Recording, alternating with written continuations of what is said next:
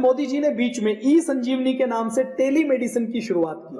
Telemedicine मतलब कि online आप किसी को वीडियो कॉल पे बात करें, फोन पर बात करें, किसी ऐप के माध्यम से डॉक्टर से कंसल्टेशन करें, तो वो आपके रोग को देखकर, आपके सिम्टम को देखकर, आपसे बातचीत करके आमने सामने बैठने की बजाय आपकी रिपोर्ट के आधार पर आपको ऑनलाइन प्रेस्क्रिप्शन आपका बना सके, आपको मार्गदर्शन दे सके। इसके आधार पर ई संजीवनी की शुरुआत की और इसमें भी लगभग 1.25 करोड़ लोगों ने ऑनलाइन परामर्श दिया।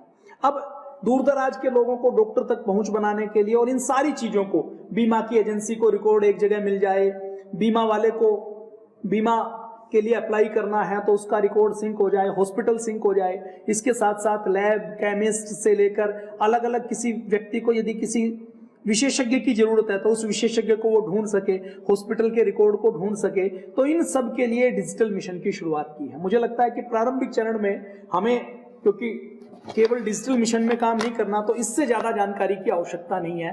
तो डिजिटल मिशन के नाम से एक सरकार का सपना है कि हर नागरिक का हेल्थ कार्ड हो और स्वास्थ्य से संबंधित जितने भी पहलू हैं, जितने आयाम हैं, डॉक्टर हैं, नर्स है, पैरामेडिकल स्टाफ है, सर्जिकल इक्विपमेंट बनाने वाली कंपनी है, फार्मा कंपनी है, लैब है, केमिस्ट है, अलग अलग बीमारियों के जो स्पेशलिस्ट हैं, उन सबको एक प्लेटफॉर्म के ऊपर ला सकें, जिससे हम अपनी लोकेशन के हिसाब से, अपनी आवश्यकता के हिसाब से उनको सर्च करके जो मेडिकल की फैसिलिटीज है उसका लाभ उठा सके। तो ये digital Ayushman Bharat digital mission के बारे में जो टॉपिक आज का विषय था, क्योंकि उसको मुझे लगता है कि हम यदि सामान्य बातचीत नहीं करते तो विषय अधूरा रह जाता, लेकिन इस विषय में 2 घंटे हम बात करें ऐसा कुछ है नहीं। तो आज हमें मौका मिला है तो हम जो और विषय की बात करेंगे वो विषय की बात करेंगे कि पतंजलि कर क्या रहा है, पतंजलि है क्या। कई बार लोग यहां से पढ़ के निकलते हैं, लोगों को कई बार ये लगता है कि पतंजलि का काम तो बिस्किट बनाना है, पतंजलि का काम तो दवा बनाना है, पतंजलि का काम तो सामान बनाकर बेचना है। पतंजलि तो एक धार्मिक संस्था है जहां पर लाल कपड़े पहनने हुए कुछ सन्यासी भ्रमण करने का काम करते हैं, वेद के मंत्रों से पूजा पाठ करने का, यज्ञ हवन करने का काम करते हैं। कई बार ये होता है, कई बार आप क्योंकि आयुर्वेद से जुड़े हुए हैं तो कई बार आपको ये लगता होगा कि पतंजलि में रिसर्च नाम की कुछ चीज होती है, कुछ दवाइयां बनाने के लिए पतंजलि रिसर्च करती है। पतंजलि आयुर्वेद कॉलेज चलाती है। आप आयुर्वेद कॉलेज में आए हैं तो आपको पतंजलि का एक पक्ष केवल आयुर्वेद वाला, आयुर्वेद की शिक्षा वाला दिखाई देता होगा। तो हम थोड़ी सी आधा घंटा बातचीत करने वाले हैं। पतंजलि योगपीठ है क्या, पतंजलि का उद्देश्य क्या है। देखिए, परम पूज्य स्वामी जी और पूज्य आचार्य जी पतंजलि योगपीठ के 2 आधार स्तंभ हैं। पूज्य स्वामी जी और पूज्य आचार्य जी, जिन्होंने गुरुकुल की पढ़ाई की और गुरुकुल की पढ़ाई करने के बाद जिनके मन में एक सपना था कि हमें समाज के लिए, देश के लिए कुछ करना है, तो 1995 में पूज्य स्वामी जी और पूज्य आचार्य जी ने अपने हरिद्वार में एक जगह है जिसको कनखल बोलते हैं, दक्ष प्रजापति का जहां पर मंदिर है, भगवान शंकर की ससुराल है, तो वहां पर एक 1.25 एकड़ की जमीन में एक आश्रम दिव्य योग मंदिर ट्रस्ट के नाम से था। उसका पुराना नाम था कृपालु देव आश्रम। पुराने समय में 100 साल पहले जब गुरुकुल कांगड़ी की स्थापना हुई, उससे पहले एक क्रांतिकारी संत हुए हैं कृपालु देव जी महाराज, जिसको हम अपना दादा गुरु कहते हैं। एक तो माता पिता की परंपरा होती है, पिताजी, दादाजी, परदादा, ऐसे ये गुरु परंपरा होती है। और गुरु में भी ये माना जाता है कि भारत की जो गुरु परंपरा है उसमें जो शिष्य होता है वो मानस पुत्र होता है। जो गुरु होता है वो शिष्य का पिता की तरह होता है। जो व्यक्ति सन्यास ले लेता है तो सन्यासी होने के बाद उसके आधार कार्ड के ऊपर जो नाम होता है, उससे कोई परिचय या पता पूछता है तो वो अपने पहले वाले, अपने बायोलॉजिकल पिता का नाम नहीं लेता, वो अपने गुरु का नाम बताता, और पिता के स्थान पर भी गुरु का नाम आ जाता है। तो ये भारत की एक गुरु शिष्य की परंपरा रही है। और देखिए, जब हम भारत में किसी ऋषि की बात करते हैं तो ऋषि का मतलब क्या है। ये जो ऋषि शब्द है, ये ऋषि शब्द का मतलब यही है कि ऋषि शब्द का मतलब है साइंटिस्ट। ऋषि मतलब जो रहस्यों को जाने। रहस्य कौन से? प्रकृति के रहस्यों को जाने। अब कोई जड़ी बूटी के बारे में जानकारी करते हैं तो अब गिलोय जितने भी पेड़ पौधे हैं वो प्रकृति है। इसके रहस्यों के ऊपर जो खोज करने का काम, जो इनके रहस्यों को जानने का काम करता है, उसको ऋषि कहा जाता है। तो जितने नाम हम सुनते हैं, जैसे महर्षि पतंजलि, ये भाषा विज्ञान के बहुत बड़े साइंटिस्ट थे।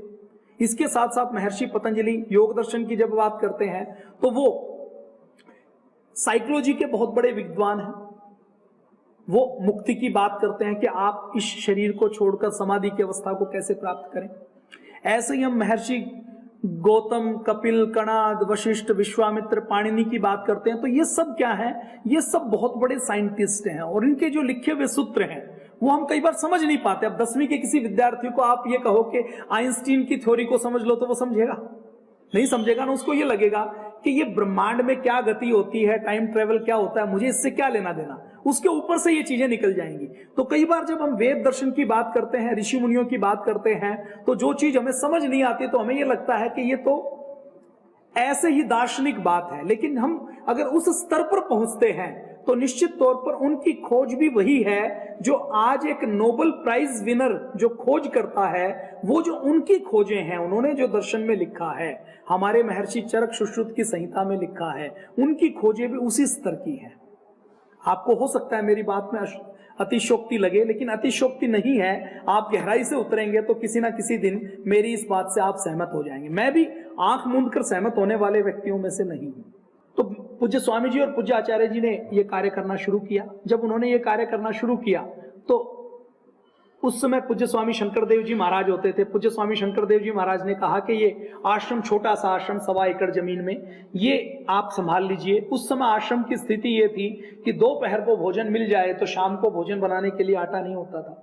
तो पूज्य आचार्य जी, पूज्य स्वामी जी ने भिक्षाटन करके, लोगों से सहयोग करके, कहीं हवन करवा के वहां से 1100 रुपए लेकर, 11,000 रुपए लेकर, 5,000 रुपए लेकर, सहयोग लेकर आश्रम शुरू किया। आश्रम टूटा फूटा था।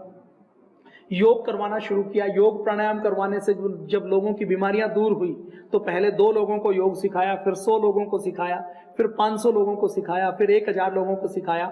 ऐसे लोगों को योग सिखाते सिखाते जब पूज्य स्वामी जी और आचार्य जी ने देखा कि योग से लोगों को लाभ होता है तो पूरे भारत में योग शिविर लगाने शुरू किए। और उस समय यह स्थिति थी कि आयुर्वेद की दवाइयां बहुत कम बनती थी, या बनती थी तो लोग उसको पसंद नहीं करते थे। आयुर्वेद के हमारे जो बीएमएस चिकित्सक थे वो ज्यादातर, यद्यपि स्थिति आज भी वैसी ही है कि तैयारी करनी है एमबीबीएस की, एमबीबीएस नहीं हुई तो चलिए लेनी है तो मजबूरी में आयुर्वेद ले लें। अधिकतर स्थिति ऐसी है। सहमत है मेरी बात से?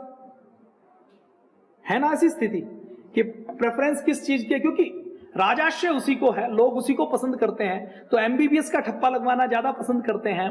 तो आयुर्वेद के चिकित्सक भी बीएमएस करने के बाद भी जो प्रैक्टिस करते थे वो एलोपैथी की करते थे। तो उस समय जब शुद्ध आयुर्वेद की दवाएं नहीं बनती थी तो पूज्य स्वामी जी और पूज्य आचार्य जी ने लोगों को स्वस्थ मिले, लोग स्वस्थ हों, लोगों को स्वास्थ्य मिले, इसके लिए खुद दवाइयां बनानी शुरू की। जब उन्होंने खुद दवाइयां बनानी शुरू की कि शुद्ध दवाइयां बने तो अपनी फार्मेसी शुरू की। पहले खरड़ में दवाइयां घोटनी शुरू की, बनानी शुरू की। जब कनखल आश्रम में पूज्य आचार्य जी खुद अपने सामने लोगों को देखते थे तो देखते हुए उनको दवा देते थे, तो पूरी तरह से निःशुल्क दवा देते थे। आधे लोग ऐसा करते थे कि दवा लेने के बाद उनको आयुर्वेद के ऊपर भरोसा नहीं होता था कि चूर्ण क्या काम करेगा, वो बाहर निकल के जो बाहर गंगा नदी बहती है उसमें डाल देते थे, फ्री में देते थे। उसके बाद ये यात्रा शुरू हुई। जब योग से लोगों को लाभ होना शुरू हुआ तो पहले गुजरात में, फिर दिल्ली में 50,000 लोगों के, 1 लाख लोगों के योग शिविर लगने शुरू हुए। सन 1997-98 से लेकर 99 से पूरे देश और दुनिया में योग से बीमारियां दूर होती हैं, इसकी बहुत बड़ी चर्चा हुई, बहुत बड़ा तहलका हुआ। और ये होने के बाद जब लाखों की संख्या में लोग सुबह 4 बजे उठकर आने लगे और 4 बजे उठकर आते हुए लोगों ने योग करना शुरू किया, और योग करने से लोगों का दमा, अस्थमा, बीपी, थायराइड, शुगर ये ठीक होना शुरू हुआ। और लोगों ने खड़े होकर जब बोलना शुरू किया तो आपने देखा होगा कि जो एलोपैथी के जितने पढ़े लिखे साइंटिस्ट हैं, जो वैज्ञानिक हैं, डॉक्टर हैं, उन्होंने सवाल उठाया कि बीपी तो कभी क्योर नहीं हो सकता, आप कैसे क्योर कर सकते हो? थायराइड कभी क्योर नहीं हो सकता, शुगर कभी क्योर नहीं हो, डायबिटीज कभी क्योर नहीं हो सकता, माइग्रेन पेन कभी क्योर नहीं हो सकता। तो इन सारी चीजों के ऊपर फिर ये आरोप लगाया कि ये जो बाबा के शिविर में लोग खड़े होते हैं ना, ये बाबा के अपने आदमी हैं। 2003, 4, 5, 6 में ऐसे आरोप खूब लाते थे कि जो बाबा जी दावा करते हैं, ये दावा करते हैं, इन दावों में दम नहीं है, ये ढोंग, आडंबर और पाखंड है। 4-5 साल तक इस बात के लिए संघर्ष चला कि योग से बीमारी दूर कैसे हो सकती है, बीपी कैसे दूर हो सकता है, थायराइड कैसे दूर हो सकती है, डायबिटीज कैसे ठीक हो सकती है। एलोपैथी में जब किसी चीज की दवाई नहीं है तो आप कैसे ठीक कर सकते हो? दमा अस्थमा है तो इनहेलर लेना पड़ेगा, आप बिना इनहेलर के दमा अस्थमा कैसे ठीक कर सकते हो? ये संघर्ष हुआ पूज्य स्वामी जी महाराज डॉक्टरों को, एलोपैथी के डॉक्टरों को सामने बिठाते, उनसे कहते कि आपको टेस्टिंग करनी है तो मुझे मरीज दे दो। तो आप कल्पना कीजिए 20 साल पहले कितना संघर्ष रहा होगा जब किसी ने कहा होगा कि शुगर ठीक हो सकती है। एलोपैथी के डॉक्टरों ने कोई सहज स्वीकार नहीं किया, पूरा संघर्ष हुआ है। और मैं ये कहता हूं कि ये हमारे योग की, भारतीय संस्कृति की बहुत बड़ी विजय है कि आज अरब के देश में कोई मुस्लिम व्यक्ति या ईसाई व्यक्ति या यहूदी व्यक्ति जो योग को नहीं मानता, रामायण महाभारत गीता को, भारतीय संस्कृति को नहीं मानता, लेकिन आज भी जब पूरी दुनिया में हम कहते हैं कि योग से बीमारी दूर होती है तो कोई विरोध नहीं कर पाता। वो नहीं करे ये अलग बात है, लेकिन उसके पास विरोध करने का आधार नहीं है। पूरी दुनिया में योग को हेल्थ के एक मजबूत टूल के रूप में स्थापित करने का श्रेय यदि किसी को जाता है तो वो पूज्य स्वामी रामदेव जी महाराज को जाता है। बड़ी विजय है, इसको आप छोटा मत मानिए। देखिए आज एलोपैथी के किसी डॉक्टर के पास आप जाएं और आप कहें कि मैं योग करता हूं तो वो मना करेगा क्या? उसके पास मना करने का कोई आधार नहीं बचा। वो सहमत हो नहीं हो वो अलग बात है, लेकिन वो आपको योग करने से रोक नहीं सकता। और मौन रूप में उसको भी स्वीकार करना पड़ रहा है पूरी दुनिया में, जब योग की इतनी चर्चा हो गई कि योग से लाभ तो होता है, लेकिन करना पड़ेगा, आलस्य छोड़ना पड़ेगा। आपको जल्दी लाभ लेना है तो एलोपैथी ले लीजिए, स्थायी लाभ लेना है तो योग करना पड़ेगा, लेकिन योग करना पड़ेगा। तो इन सारी चीजों के बीच में योग को प्रतिष्ठापित करने का काम किया।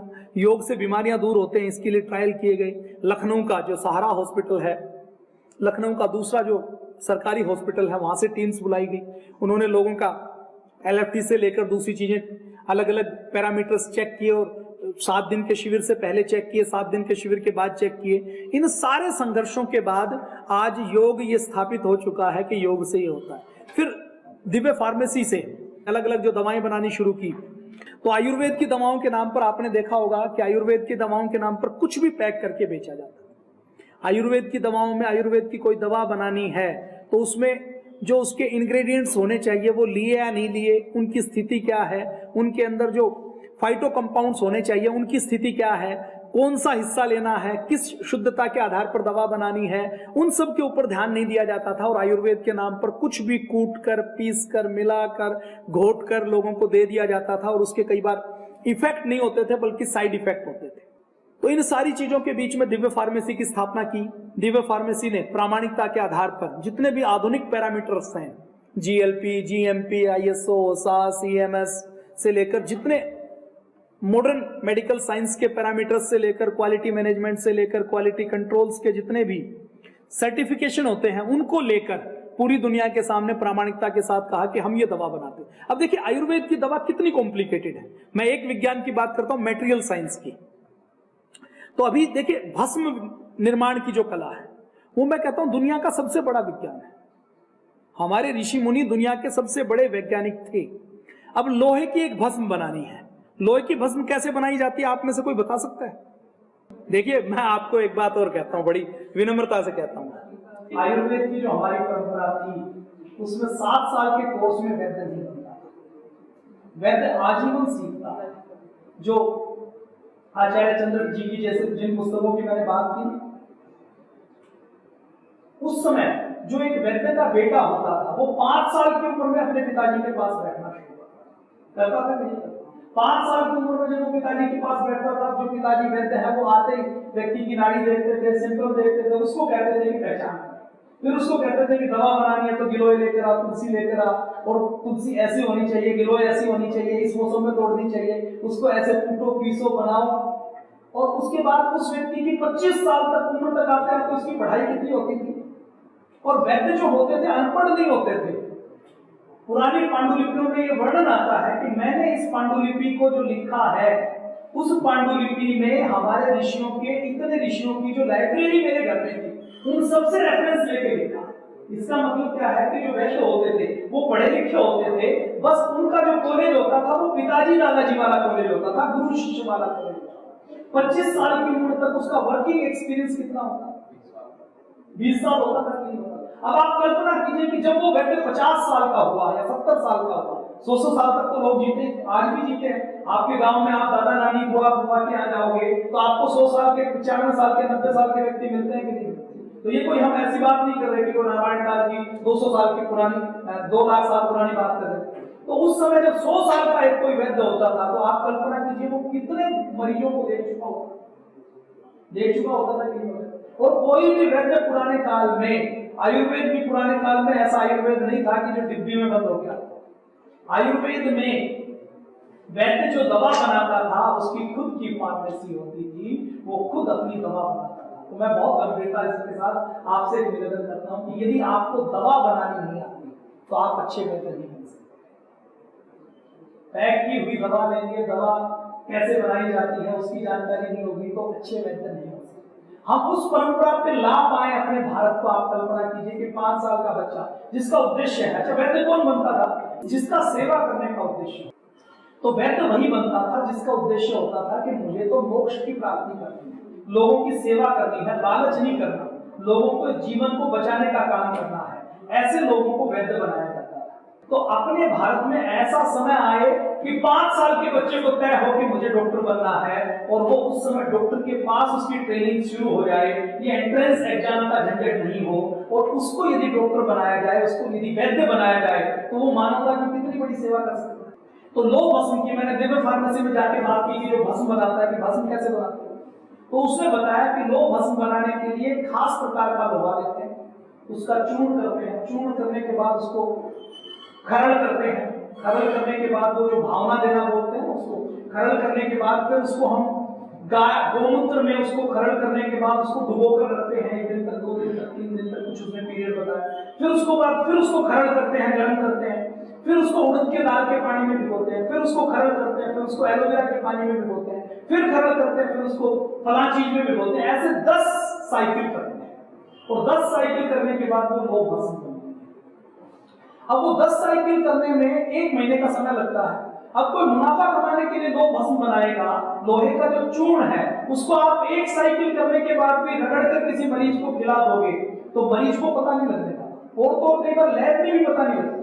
कुछ बायोमार्कर ऐसे हैं जो लैब में भी नहीं आते, आप मेटेरियल साइंस में भी आपको पता नहीं लगेगा। तो 10 बार खरल करने के बाद 10 बार एलोवेरा के पानी में, गोमूत्र के पानी में, उड़द के दाल के पानी में क्या गुण आएंगे, क्या परिवर्तन आएंगे कि वो हमारे एक सेल्स के अंदर एब्जॉर्ब हो सके, वो लोहा आरबीसी बनकर हमारे खून में दौड़ सके, ऐसा क्या परिवर्तन होगा। तो आप कल्पना कीजिए वो ऋषि कितने महान बने। आज का विज्ञान कर सकता है। मैं मटेरियल साइंस का विद्यार्थी रहा हूं, तो हमारे मटेरियल साइंस में जैसे कोई भी गियर बनता है, कोई मटेरियल साइंस में अलग अलग मेटल की कोई ना कोई चीज बनती है। तो मेटल की चीजों में क्या होता है, हीट ट्रीटमेंट के नाम पर हम केवल उसको गर्म करते हैं, ठंडा करते हैं, तेल में ठंडा कर देंगे, फर्नेस में ठंडा कर देंगे, तो उसके जो भौतिक गुण है वो थोड़े से बदलते हैं। अभी केवल इतना पता है, लेकिन मैं कहता हूं कि जो भस्म बनाने का विज्ञान है कि एक मेटल को की टॉक्सिसिटी को इतना खत्म कर देना, उसको नैनो साइज में ले आना कि ताकि वो हमारे ब्लड के अंदर एब्जॉर्ब हो सके, हमारा शरीर उसको ग्रहण कर सके, इससे बड़ा सुपर साइंस नहीं हो सकता। और अगर आयुर्वेद के ऋषि ये दे सकते हैं तो उनसे बड़ा वैज्ञानिक कोई नहीं हो सकता। जितने नोबेल प्राइज मेडिसिन के क्षेत्र में मिले हैं, मैं कहता हूं वो बहुत छोटे हैं, वो बहुत हल्की फुल्की खोज करने वाले व्यक्तियों को दिए गए हैं। तो आयुर्वेद के हर वैद्य को जैसे भस्म बनानी है, अब भस्म बनाते हुए किसी फार्मा कंपनी को भस्म बनानी है तो वो 10 साइकिल थोड़ी करेगी, क्योंकि उसका उद्देश्य नहीं है लोगों को सेवा करना। ये वैद्य का काम, आयुर्वेद का काम वही कर सकता है जिसके मन में एक उद्देश्य हो कि मुझे तो लोगों की सेवा करनी है।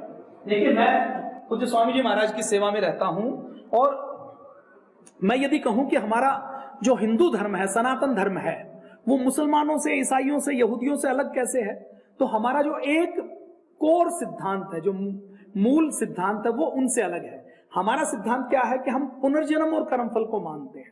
तो कोर प्रिंसिपल की बात करूं तो कोर प्रिंसिपल में सनातन में, मुसलमानों में, यहूदियों में, ईसाइयों में जो फर्क है वो यही है। ऐसे ही जो हमारा पुनर्जन्म और कर्मफल का सिद्धांत है, ये हमारे सनातन का शाश्वत सिद्धांत है और ये 100% वैज्ञानिक है। हमारी यात्रा, ये जो हमारा जन्म है, इस जन्म से पहले हमारे हजारों जन्म हो चुके हैं। मैं विशुद्ध वैज्ञानिक बात कर रहा हूं। देखिए, मैं कोई वेद, दर्शन, उपनिषद, रामायण, महाभारत, गीता के ऊपर प्रवचन नहीं कर रहा। बिल्कुल वैज्ञानिक पृष्ठभूमि के ऊपर, धरातल पर खड़ा होकर बिल्कुल वैज्ञानिक बात कर रहा हूं। तो हमारे हजारों जन्म हो चुके हैं और हजारों जन्म होने वाले हैं। तो पुनर्जन्म 100% सत्य है, और पुनर्जन्म के ऊपर एक नहीं विदेशी वैज्ञानिकों ने भी मोहर लगाई है। डॉक्टर ब्रायन वीज, एक नाम सुना आपने? उनकी एक पुस्तक है मैनी लाइव्स मैनी मास्टर, पढ़ी है किसी ने? नहीं तो पढ़ लीजिएगा, यूट्यूब पर उपलब्ध है, जरूर पढ़िएगा, क्योंकि आपका दर्शन अगर स्पष्ट नहीं होगा ना तो आप अच्छे वैद्य नहीं बन पाएंगे, और अच्छे वैद्य नहीं बन पाए तो फिर ये जीवन निरर्थक हो जाएगा। मैं भी यहां पर जो काम कर रहा हूं ना, उसमें हो सकता है हमें पैसे नहीं मिलते हूं, लेकिन हम ये सोचते हैं कि हमने यदि किसी की सेवा कर दी, योग की एक कक्षा लगा दी, तो उससे जो पुण्य मिलेगा वो सुख में कन्वर्ट हो जाएगा। अभी 2 दिन पहले एक ट्वीट वायरल हुआ बेंगलोर के एक इंजीनियर का, आईटी प्रोफेशनल का, आपने सुनी वो न्यूज कि 58 लाख रुपए मेरी सैलरी है लेकिन जीवन में खुशी नहीं है। पढ़ा किसी ने? कि तो इसका मतलब क्या है? वो ट्वीट एक मैसेज देता है कि केवल धन से खुशी मिलने वाली नहीं है। तो डॉक्टर ब्रायन वीज की पुस्तक है एक many lives many master, MBBS MD doctor है, साइकोलॉजी के मास्टर हैं। आपको मैं शायद किसी और व्यक्ति की गीता की बात बताऊं तो आपको यकीन नहीं होगा, और मैं कोई आपको रेफरेंस दे भी नहीं रहा, वेद दर्शन उपनिषद की कोई बात नहीं कर रहा मैं आपके सामने। डॉक्टर इयान स्टीवेंसन एक और नाम है, बड़ा नाम है, ये भी डॉक्टर थे यूनिवर्सिटी ऑफ वर्जीनिया के। इन्होंने अपना पूरा जीवन पुनर्जन्म के ऊपर शोध करने में लगा दिया, और इन दोनों का निष्कर्ष यही है, और इन दोनों के साथ साथ हजारों वैज्ञानिकों का भी निष्कर्ष यही है कि पुनर्जन्म ध्रुव सत्य है, और ये बिल्कुल वैज्ञानिकता के साथ प्रकृति का एक नियम है। और यदि पुनर्जन्म सत्य है तो कर्मफल भी सत्य है। तो अपने यहां जो वैद्य बनता था वो सेवा की भावना से बनता था। तो अपने यहां मैं पूज्य आचार्य पूज्य स्वामी जी महाराज की बात करूं तो पूज्य आचार्य जी और पूज्य स्वामी जी महाराज ने अपनी फार्मेसी बनाई, अपनी योगशाला बनाई। तो जब ये लगा कि वो आश्रम छोटा पड़ने लगा तो 2006 में पतंजलि योगपीठ ट्रस्ट की स्थापना की है, जो आप देख रहे हैं पतंजलि योगपीठ है। 13 अप्रैल 2006 को इसका शुभारंभ किया गया। उसके बाद आयुर्वेद कॉलेज बनाया गया, उसके बाद विश्वविद्यालय बनाया गया, 2013 में आचार्य कुलम बनाया गया। और इन सबके साथ साथ पतंजलि में योग के प्रचार प्रसार के लिए जब पूज्य स्वामी जी महाराज ने यह देखा कि मैं पूरे देश व दुनिया में खुद योग नहीं पहुंचा सकता, तो पूज्य स्वामी जी ने 2005 में आह्वान किया कि ऐसे लोग जो योग सीखकर निःशुल्क आगे योग सिखाना चाहते हैं वो यहाँ आइए।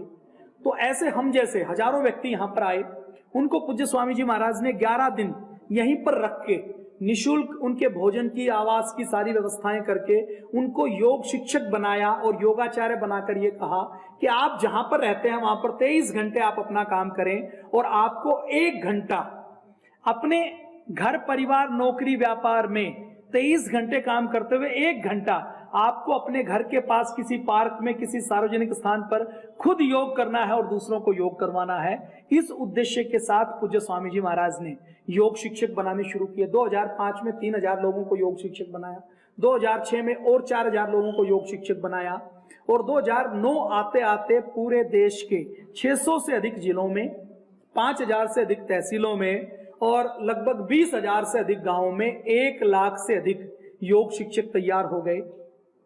यहां पर पतंजलि योगपीठ जब 2009 में फेज 2 बना, तो इस फेज 2 में 10,000 लोगों के रहने की व्यवस्था है, डोरमेट्री में, एक रूम में 5-5 लोगों के साथ। तो पूज्य स्वामी जी ने लगभग 10 लाख लोगों को पूरे देश के हर जिले से बुलाकर यहां लोगों को निःशुल्क योग की शिक्षा दी, और ऐसे 11 लाख योग शिक्षक आज पूरे देश में और विदेशों में भी और पूरे देश में निःशुल्क योग के प्रचार प्रसार के कार्य में लगे हुए हैं। हमारे 5 प्रमुख संगठन सेवा का काम करते हैं। भारत स्वाभिमान संगठन, जिसका उद्देश्य है कि हम इन देश की व्यवस्थाओं को ऐसा करेंगे कि देश की व्यवस्थाएं ऐसी हों जिससे योग, आयुर्वेद, स्वदेशी और भारतीय संस्कृति को बढ़ावा मिले, जिससे हमारा भारत नशा मुक्त बने, हिंसा मुक्त बने, स्वस्थ बने, समृद्ध बने, शक्तिशाली बने। पतंजलि योग समिति के नाम से एक संगठन की स्थापना की गई, जिसका उद्देश्य है कि हमें देश के हर गांव में एक निःशुल्क योग की कक्षा स्थापित करनी है, जो काम सरकारें नहीं कर सकती। सरकार कोई योग की कक्षा लगाएगी तो कैसे लगाएगी, आप सोचिए। सरकार किसी योग शिक्षक को हायर करेगी, उसको एक सैलरी देगी, फिर उसको एक स्थान आवंटित करेगी कि वहां जाकर ये योग सिखाएगा। वो व्यक्ति ये कहेगा कि मैं योग तो सिखा दूंगा, मुझे तो बिल्डिंग चाहिए, मैं योग सिखाने जाऊंगा, सफाई वाला एक चाहिए, और मैं योग सिखाने जाऊंगा तो 365 दिन थोड़ी सिखाऊंगा, मुझे तो EL और CL भी चाहिए। चाहिए कि नहीं चाहिए? मैं योग सिखाने जाऊंगा तो मेरा भाड़ा लगेगा, तो मुझे TADA भी चाहिए। चाहिए कि नहीं चाहिए? तो सरकार योग कक्षा लगा सकती है क्या? सरकार योग की कक्षा नहीं लगा सकती। तो जो काम सरकार नहीं कर सकती वो पूज्य स्वामी जी महाराज ने सेवा के भाव से करवाया। ऐसे लाखों योग शिक्षक तैयार किए। उनको कहा कि आप 23 घंटा अपना काम करें। 1 घंटा अपने घर के आसपास किसी पार्क में, किसी मंदिर में, किसी गुरुद्वारे में, किसी बैंकेट हॉल में, किसी कम्युनिटी हॉल में, अपने घर की छत पर, किसी गांव के खलिहान में, चौराहे में, किसी गांव के पंचायत घर में, किसी बरगद, नीम या बड़ के पेड़ के नीचे आप अपने घर से दरी चद्दर चटाई लेकर जाओ, खुद योग करो। आपको हमने सिखा दिया और आसपास के 10, 20, 50 व्यक्तियों को योग करवा दो, तो आपका भी हो जाएगा, उनका भी हो जाएगा और हमारा भारत स्वस्थ बन जाएगा, योगी बन जाएगा। इस उद्देश्य के साथ 2008-09 से 1 लाख से अधिक योग की कक्षाएं पूरे देश में लाखों योग शिक्षक पूज्य स्वामी जी महाराज और पूज्य आचार्य जी के नेतृत्व में संचालित कर रहे हैं। और क्या काम किया पूज्य स्वामी जी महाराज ने? जब देखा कि आयुर्वेद के चिकित्सालय नहीं, आयुर्वेद के चिकित्सक नहीं है, तो पूज्य स्वामी जी महाराज ने देश के 600 जिलों में और 5000 से अधिक तहसीलों में लगभग 2500 पतंजलि चिकित्सालय और आरोग्य केंद्र खोले और वहां पर बीएमएस वैद्यों को, अब बीएमएस जो करते हैं, जो अच्छे कॉलेज हैं वहां पर तो अच्छी पढ़ाई होती है, लेकिन बहुत से कॉलेज ऐसे भी हैं जहां पर प्रैक्टिकल नहीं हो पाता, जहां पर उतना ज्ञान नहीं मिल पाता जो मिलना चाहिए। तो उन वैद्यों को 1 महीना 2 महीना पूज्य स्वामी जी, पूज्य आचार्य जी ने खुद ट्रेनिंग दी और ट्रेनिंग देकर यह कहा कि अब आपको आगे हमारे चिकित्सालय में निःशुल्क परामर्श देना है। तो 2500 चिकित्सालयों में बीएमएस वैद्यों की नियुक्ति करके पूज्य स्वामी जी और पूज्य आचार्य जी ने उनको कहा कि जो व्यक्ति आए उसको आप निःशुल्क परामर्श दें, उनको योग के बारे में, आयुर्वेद के बारे में, आयुर्वेद की दवा के बारे में बताएं। तो ऐसे 2500 चिकित्सालय, आरोग्य केंद्र पूज्य स्वामी जी, पूज्य आचार्य जी ने स्थापित किया और दुनिया में और भारत में सरकार से भी ज्यादा बीएमएस वैद्यों को नौकरी देने का काम, उनको बीएमएस करने के बाद आयुर्वेद की सेवा करवाने का काम पतंजलि योगपीठ ने करवाया। और क्या किया? जब आयुर्वेद के साथ साथ पूज्य स्वामी जी महाराज ने देखा कि मल्टीनेशनल कंपनियां हमें लूटने का काम करती हैं, पेप्सी आती है, कोक आती है, हमें जहर बोतल में बंद करके बेच देती है। जॉनसन एंड जॉनसन कंपनी का नाम आपने सुना होगा, उसका बेबी पाउडर आता था कि नहीं आता था? अभी भी मिल जाएगा भारत में। तो उस बेबी पाउडर के ऊपर पूरी दुनिया में बैन लग चुका है। 65,000 मुकदमे जॉनसन बेबी पाउडर के ऊपर हुए हैं। 1,26,000 करोड़ रुपए के जुर्माने जॉनसन कंपनी के ऊपर हो चुके हैं। तो ऐसी मल्टीनेशनल कंपनियां लोगों को मारने का काम करती थी, तो पूज्य स्वामी जी महाराज ने स्वदेशी का विकल्प दिया कि आपको जड़ी बूटियों से युक्त साबुन, शैम्पू से लेकर हम एफएमसीजी के उत्पाद उपलब्ध करवाएंगे और उन उत्पादों से जो थोड़ी सी आमदनी होगी उसको केवल देश की सेवा के लिए प्रयोग करेंगे। आज देश में लगभग 12 लाख कंपनी है जो रजिस्ट्रार ऑफ कंपनीज में रजिस्टर्ड है। उन 12 लाख कंपनियों में पतंजलि आयुर्वेद, पतंजलि एक ऐसी कंपनी है जिसका संकल्प है कि हम 100% जो कमाई करेंगे उसका सारा प्रॉफिट केवल चैरिटी में लगाने वाले हैं। तो पतंजलि आयुर्वेद से कोई व्यक्ति दंत मंजन खरीदता है, टूथपेस्ट खरीदता है, साबुन खरीदता है और उससे यदि 50 पैसे पतंजलि को बचते हैं तो उन 50 पैसों से पतंजलि गुरुकुल चलाने का काम करता है, गौशाला चलाने का काम करता है, योग आयुर्वेद पर रिसर्च करने का काम करता है। तो आयुर्वेद का, योग की, स्वदेशी की क्रांति पतंजलि ने की। उसके बाद जब अब देखा कि लॉर्ड मैकाले की शिक्षा पद्धति ने भारत के अंदर नैतिकता को खत्म कर दिया, भारत के अंदर भारतीयता को खत्म कर दिया, भारत के अंदर पूर्वजों के प्रति गौरव का भाव नहीं है, हम सबको मानसिक रूप से गुलाम बना दिया, तो पूज्य स्वामी जी महाराज ने अभी शिक्षा के क्षेत्र में एक बड़ी क्रांति करते हुए पूज्य स्वामी जी महाराज ने भारतीय शिक्षा बोर्ड की स्थापना की है कि 12वीं तक की पढ़ाई करते हुए जो व्यक्ति भारत की हार का इतिहास पढ़ता था, जो हमें गलत सलत पढ़ाया जाता था, उनको हम भारतीयता के आधार पर शिक्षा दीक्षा दे सकें, उसके लिए शिक्षा के क्षेत्र में भारतीय शिक्षा बोर्ड पतंजलि ने बनाया है जिसमें 1 लाख विद्यालयों को जोड़ा जाएगा। तो ये मैंने कुछ सेवाओं के बारे में आपको जानकारी दी। इसके अलावा जड़ी बूटी वितरण, वृक्षारोपण, रक्तदान, देहदान, आई डोनेशन से लेकर जितने सेवा के काम हो सकते हैं वो पूरे देश भर में संचालित करने का काम पतंजलि योगपीठ कर रहा है। तो ये मैंने कुछ विषय आपके सामने रखा और मुझे बहुत आनंद हुआ। आप सबका बहुत बहुत धन्यवाद। आदरणीय धनराज जी का बहुत बहुत धन्यवाद जिन्होंने ये अवसर दिया कि हम आपस में बातचीत कर पाए।